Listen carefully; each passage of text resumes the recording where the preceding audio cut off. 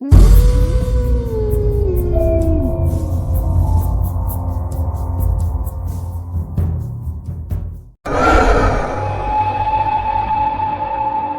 आइए लेखक महोदय, आपका ही इंतजार था। हमारे शो डर की टीआरपी तेजी से नीचे गिर रही है। पिछले 4 महीनों की रिपोर्ट तुम्हें मेल की थी, पर तो ले ही होंगी तुमने। सर, मैं अपनी तरफ से कोई कसर नहीं छोड़ रहा हूँ। आपको सबसे बेहतरीन कहानियां लिख कर दे रहा हूँ। बेहतरीन होती तो मेरा टॉप रेटेड शो ऐसे आखिरी दिन ही गिन रहा होता। देखो, मुझे चैनल से चेतावनी मिल चुकी है। तुम्हें आखिरी मौका दे रहा हूँ। बाकी तुम जानते ही हो, मेरे पास लेखकों की कमी नहीं है। लेकिन सर, देखो विकास, तुम्हारे जैसे नवोदित लेखक को हमने फर्स्ट से अर्श तक ये सोचकर पहुंचाया था कि तुम मेहनत करोगे, कुछ नया कंटेंट लाओगे। दर्शक वही सींग वाले गंदे शक्ल के भूत और राक्षस देखकर थक गए हैं। आजकल उन भूतों से बच्चे भी नहीं डरते हैं।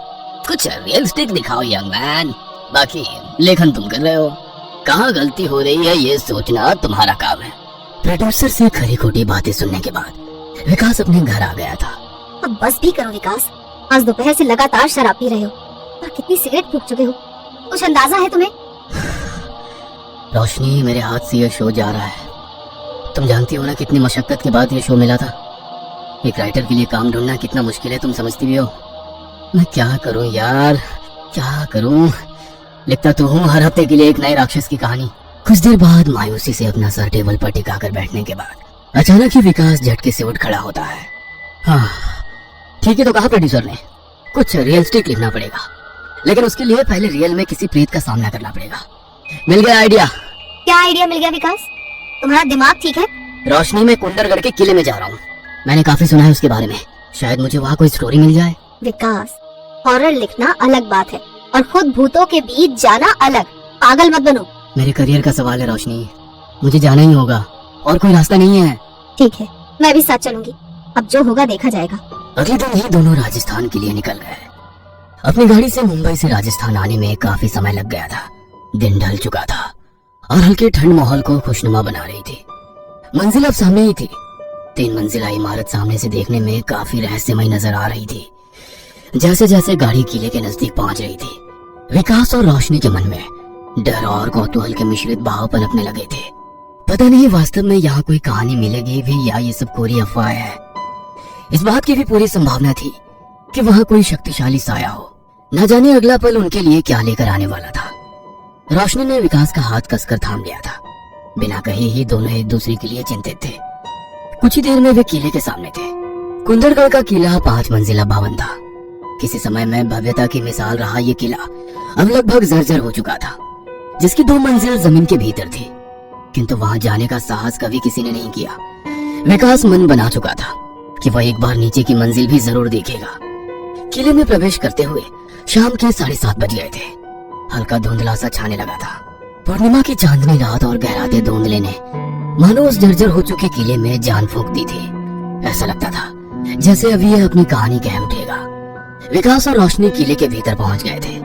किले को इस तरह से बनाया गया था कि चंद्रमा की चांदनी छिटक कर हर भाग में हल्का उजाला कर रही थी। थकान हो रही है विकास, चलो खाना खाकर थोड़ा सुस्ता लेते हैं, उसके बाद किले में घूमेंगे। रोशनी, तुम्हें डर तो नहीं लग रहा है ना? तुम हो ना मेरे साथ, भूतों के जन्मदाता। इतने ही प्रेतों की नियति तुमने अपने हाथों लिखी है। तुम्हारे होते हुए मुझे भला क्या डर? जानता हूँ तुम्हें डर लग रहा है। कहीं ना कहीं इस किले की खामोशी मुझे भी डरा रही है, लेकिन हिम्मत रखनी होगी। तुम चाहो तो अभी भी वापस जा सकती हो। प्लीज विकास, छोड़ो ये सब। रोशनी ने विकास के कंधे पर सर रख दिया। कुछ देर तक रोशनी ऐसे ही विकास के कंधे पर सर रख कर बैठी रही। मैं ऐसा नहीं लग रहा कि अचानक ठंड कुछ ज्यादा ही बढ़ गई है? हाँ ठीक कह रही हो।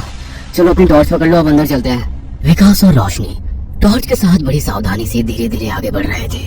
तभी अचानक रोशनी को वहाँ कोई दिखा। कहाँ कोई है? अरे बाबा, तुम अपनी परछाई से भी डरोगे क्या अब? विकास रोशनी को समझाता रहा, मगर रोशनी मानने को तैयार नहीं थी। उसे वहाँ कोई आकृति दिख रही थी। विकास और रोशनी वीडियो कैमरा ऑन करके टॉर्च के प्रकाश में आकृति की दिशा में आगे बढ़ते हैं। अरे ये कौन है? ये तो कोई गांव की लड़की लग रही है। देखो इसका पहनावा, इसके बाल और आभूषण। आजकल ऐसे कपड़े कौन पहनता है? लेकिन ये इतनी रात को यहाँ क्या कर रही है? तभी वो लड़की पलटकर उनकी ओर देखती है। बेहद खूबसूरत सी लड़की, पैरों में मोटी मोटी झांझर पहने, तनखे तक की लंबाई वाला घाघरा और लाल रंग की सुंदर सी चोली। महावर से रंगे हाथों को अपने चेहरे पर ढककर वो टॉर्च की रोशनी से बचने का प्रयास करने लगती है। विकास सब पकाकर टॉर्च बंद कर देता है। जैसे ही दोबारा टॉर्च ऑन होता है, लड़की अपनी जगह से गायब हो चुकी होती है। विकास और रोशनी के हाथ पांव ठंडे पड़ने लगते हैं। विकास फटी हुई आंखों से रोशनी की ओर देखता है। रोशनी की आंखों में भी डर साफ दिखाई पड़ रहा था। तभी झांझर की आवाज सुनाई पड़ती है। विकास देखो वो रही, लेकिन ये जा कहाँ रही है? विकास रोशनी को इशारे से चुपचाप पीछे पीछे चलने के लिए बोलता है। रात के तकरीबन 12 बज रहे थे। आधी रात को एक खामोश किला सन्नाटे को चीरती हुई झिंझुरों की जाए जाए और बीच बीच में नसों को भेदती हुई उल्लुओं की ऊ के साथ झांझर की झंझन माहौल को बहुत भयावह बना रही थी। एक हाथ में कैमरा और दूसरे हाथ से रोशनी का हाथ पकड़े विकास आगे बढ़ रहा था। लड़की एक सीढ़ियों के पास जाकर 2 पल को ठहर जाती है और मुड़कर इधर उधर देखने लगती है। फिर नीचे की ओर उतरती सीढ़ियों पर जाते हुए आंखों से ओझल हो जाती है। वो दोनों भी पीछे पीछे सीढ़ियां उतरने लगते हैं। सीढ़ियों के साथ ही लगे बोर्ड पर चेतावनी लिखी है, सीढ़ियों से नीचे जाना मना है। नीचे कुछ पैरानॉर्मल एक्टिविटीज नोटिस की गई है। रात का अंधेरा या उस लड़की को देखकर हुआ सम्मोहन, कारण पता नहीं क्या था, किंतु वे दोनों बिना बोर्ड को देखे ही आगे बढ़ जाते हैं। नीचे पहुंचने पर उजाला नाम मात्र का ही आ रहा था, इसलिए दोनों ने अपनी टॉर्च जला ली थी। चारों ओर मकड़ी के जालों और धूल का साम्राज्य था। ठीक से ऑक्सीजन ना मिलने से जैसे सांस भी अटकने लगी थी। अचानक नीचे की मंजिल का रूप बदलने लगता है। पुरानी गंदी इमारत सुंदर रंग बिरंगे फूलों से सज गई थी। बदरंग पत्थरों में चमक आ गई थी। वह लड़की सुंदर लिबास में सजी हुई दिख रही थी। देखते ही देखते किला सुंदर महल में तब्दील होता जा रहा था। सब तरफ लोग आ जा रहे थे। रोशनी ने डर के मारे विकास का हाथ मजबूती से पकड़ रखा था। महल में घूमते लोग कोई इंसान नहीं, आत्माएं हैं। ये बात तब समझ में आई जब कुछ लोग उनके आर पार निकल गए। भय से खून जमना क्या होता है, इसका एहसास आज पहली बार हो रहा था। रोशनी और विकास एक बोझ की तरह खड़े सारा नजारा देख रहे थे। उनकी आंखें डर से फटी हुई थी और पैर कंपकपा रहे थे। तभी उस लड़की को उसकी सखियां सजाने लगती है। राजस्थानी लोकगीत और ढोलक की थाप पूरे महल में सुनाई पड़ने लगती है। वहां होती अफरा तफरी से ऐसा लग रहा था मानो कोई उत्सव या ब्याह का माहौल हो। तभी एक सैनिक जैसा दिखने वाला आदमी आकर इशारों में कुछ कहने लगता है। उसकी बात सुनकर हर तरफ रोना पीटना मच जाता है और महल की सारी औरतें एक जगह इकट्ठे होने लगती हैं। अचानक ही सारे पुरुष हथियार लेकर बाहर की ओर भागने लगते हैं। कुछ पल के बाद एक सैनिक गर्दन झुकाकर शोक समाचार सुनाता है। राजकुमारी जी, कुंवर सा नहीं रहे। नहीं। सा केवल कुंवर सा ही नहीं, आपके भाई और पिताजी भी युद्ध में वीरगति को प्राप्त हो गए। ब्याह से पहले ही जिस कुंवर ने मेरे मान की खातिर अपनी जान दे दी, मैं प्रण लेती हूँ उस कुंवर के अलावा कोई मुझे छू भी ना सकेगा। इतना कहकर वो छाती पीट पीट कर रोने लगती है। उसकी गरज से महल के पत्थर हिलने लगे थे। विकास और रोशनी एक कोने में सहमे खड़े थे। महारानी, दुश्मन किले के पास पहुंच गए हैं। संदेश भिजवाया है, आज से आप और ये किला उनकी अधीनता स्वीकार कर लें, नहीं तो भयंकर रक्तपात होगा और किले को रक्त से स्नान करा दिया जाएगा। इतना सुनते ही राजकुमारी और महल में उपस्थित औरतें विलाप करने लगी। उनकी रुदन से लग रहा था कि कानों की नसें फट जाएंगी। विकास और रोशनी ने अपने कानों पर हाथ रख लिया था। अगले ही पल महल में प्रकाश के लिए जलाई गई लकड़ियों को उठाकर राजकुमारी ने स्वयं को आग लगा ली। एक एक करके सारी महिलाएं एक दूसरे से घेरा बनाकर खड़ी हो गई। किले में जीवित महिलाओं की चिता जल रही थी। उनकी चीखें सीने को भेद रही थी। राजकुमारी सहित अनेक महिलाओं को ऐसा जलता देखकर रोशनी खुद पर से नियंत्रण खो बैठती है और उसकी चीख निकल जाती है।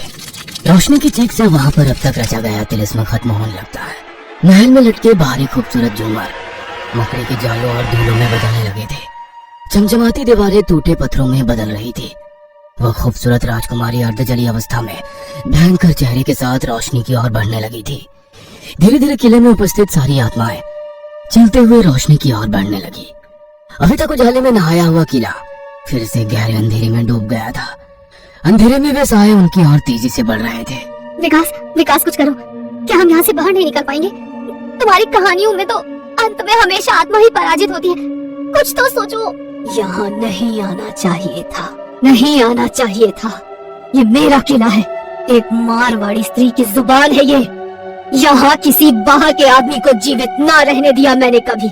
जिस रानी का महल में बिना आज्ञा के महाराज भी ना आ सके, उस रानी महल में तुम यूं ही घुस आए। रोशनी, जल्दी से अपना बैग खोलो, उसमें हनुमान चालीसा रखी है मैंने। बैग की जिप नहीं खुल रही विकास। तुम जा करो। जय जय जय जय। मुझे आगे कुछ याद क्यों नहीं आ रहा है? तुम बोलो। जय जय। उन दोनों की जुबान मानो अटक सी गई थी। रोशनी और विकास को आत्माओं ने चारों ओर से घेर लिया था। अचानक ही किले की दीवारें ध्वस्त होकर गिरने लगी। एक एक करके गिरते भारी पत्थरों और दीवारों की आवाज में कुछ चीजें घूट रही है। थोड़ी देर बाद सब कुछ सामान्य हो गया। रानी महल में प्रवेश करने का मुख्य द्वार टूटकर बंदित हो गया है। कहानी की तलाश में आने वाले विकास और रोशनी की कहानी का दुखद अंत हो चुका था। विकास की गाड़ी से पुलिस को उनके वहां आने की पुष्टि तो हुई, किंतु किले के भीतर उनका कोई सुराग नहीं मिला। खोजी पत्रकार अविनाश ने उनकी खबर निकालने का जिम्मा लिया है। अमावस्या की रात वो किले में बिताने का निश्चय कर चुका है। वीरान किले की चीखें सुनने वाला एक और इंसान शायद आज कहानी बनने वाला है। ये कहानी आपको अच्छी लगी हो तो हमें सब्सक्राइब करें, हमारा इंस्टाग्राम और फेसबुक पेज जरूर फॉलो करें। और हाँ दोस्तों, सब्सक्राइब करना भूलना मत।